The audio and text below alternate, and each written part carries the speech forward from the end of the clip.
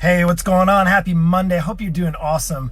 Listen, it's the first Monday of 2020, and I asked a question about what is one of the habits, the bad habits you want to get rid of.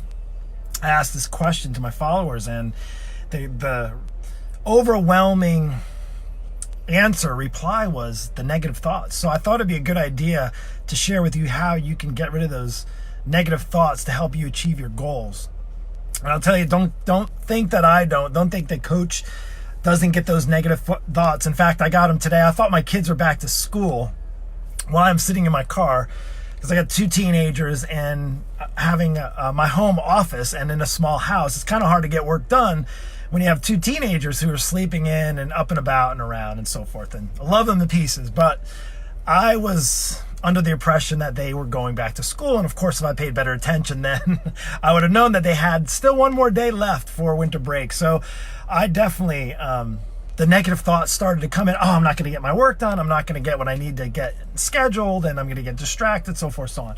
And I can tell you, I want to share this with you, especially if you fill your mind, if you can't help but get filled with negative thoughts, especially maybe going into the new year thinking, all right, I have these resolutions. I really don't want to make them, but I know I need to eat healthier. I know I need to lose this weight. I know I need to maybe give up so much time that I spend on the internet and computer. Maybe I need to prepare some meals, spend more time with my family, get more focused on my work, make more money, all those types. I have to stop smoking, whatever it is. But I know what happens, and maybe you've already experienced it, and we're only a few days in to the New Year's, these negative thoughts. And I can tell you that they're evil. You know what? Negative thoughts, they creep up. They tend to crowd their space in our mind. And if we don't do something, we have to be very, very intentional about what we occupy our minds with. And I can tell you, I have a couple of things I want to share with you to help you get through the negativity so that you can get in more of a positive mindset, so that you can pursue positivity, you can pursue progress, you can achieve your goals, whatever they are, whatever you set them out to be. Let's just talk about health and fitness. If you're trying to lose some weight, get in better shape, get on a healthier path for 2020. If you fill your space and your mind with negative thoughts, oh, you failed in the past, I'm going to fail again. I've already failed. I said I wasn't going to drink alcohol, and I've already drank a couple of glasses of wine. Or said I was going to go to the gym, and I didn't even go to the gym in the last couple of days. I haven't gone yet. All those negative thoughts. I can tell you a couple of things.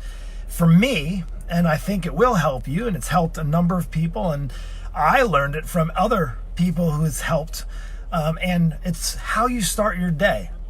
A couple things: how you start and how you end your day.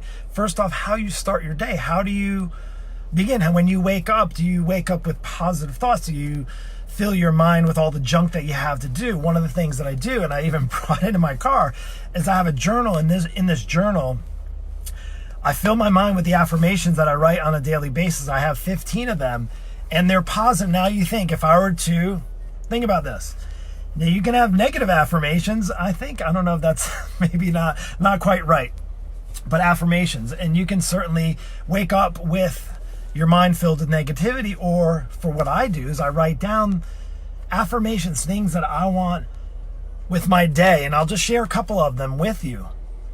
It's things that I'm good at, things that I know I want to achieve, things that I know I can trust myself for doing. And actually, one of the things that I write down in this, it's not even one of my affirmations, is a quote, and I write this down every day. What I pay attention to in my thought life has the potential to change the direction of my life. And that's the same for you. What you pay attention to in your thought life will have a significant impact on the direction that you go in with your life. So if you fill your space with news and politics, and not to say you can't be politically inclined, but if you fill it with all the negativity, or you tend to be one of those news watchers, you want to watch all the news and all the things going on. Well, I don't know if you've ever really focused on what is portrayed in the news, but it's all negativity. That's kind of what we get attracted to. It's why people watch it, for the negativity. We're drawn to that for whatever reason.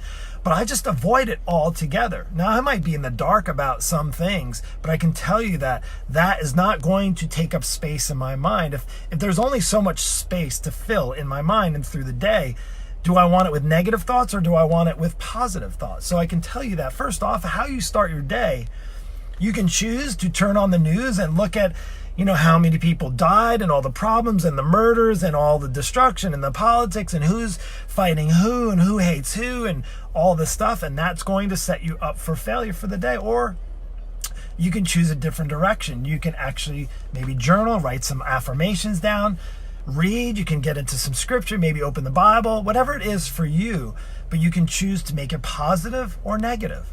That's your choice. Now, also, the other thing is, and this is actually side, I'm going to give you two more.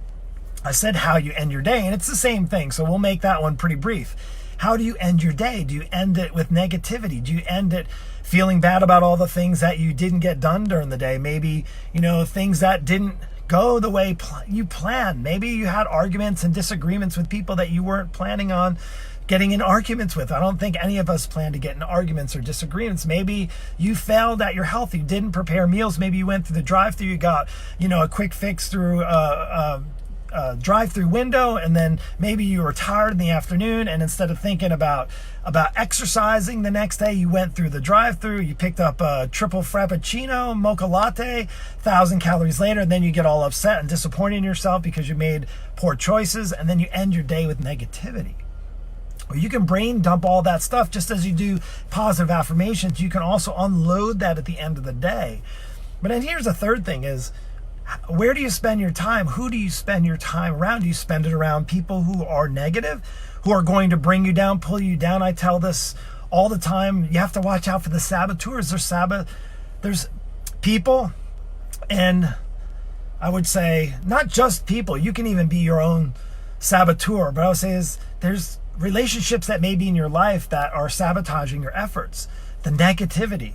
Saying, no, you can't do this. Oh, you look fine just the way you are. Well, if you're not fine with how you look, maybe you're not fine with that 30, 40 pounds, and maybe your husband's just being nice, or maybe your neighbor who's the same way doesn't want you to succeed. Unfortunately, we just tend to be saboteurs, and I would say is you need to avoid those saboteurs.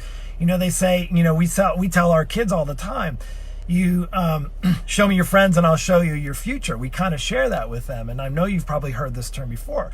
Well, that's no different if you're sharing your time and your friends are spent with negative thoughts and just negativity and angry and frustrated and negative Nancy's out there and so forth, so on, is that it's going to rub off on you, and that is not the way to go. So in a nutshell, how to avoid the negative thoughts is not to necessarily avoid those, is to really be ruthless at the time you spend and the thoughts that are occupying your mind, being around positive people, spending time in your day positive. Maybe you need to go for a walk and you need to remove the phone and put it aside, put it down. Don't look at Facebook and Instagram and look at all the negative things that are going on in this world. Maybe it's time to turn off, maybe for 2020 you need to turn off the TV when you're at home at night and you're trying to unwind. We're like, that's the way I unwind. Well, if it's filling your mind with negativity and negative thoughts, it's going to cause you to be negative, and that is no way to start the new year. If you want a fresh new start to the new year, there's going to be changes that need to take place,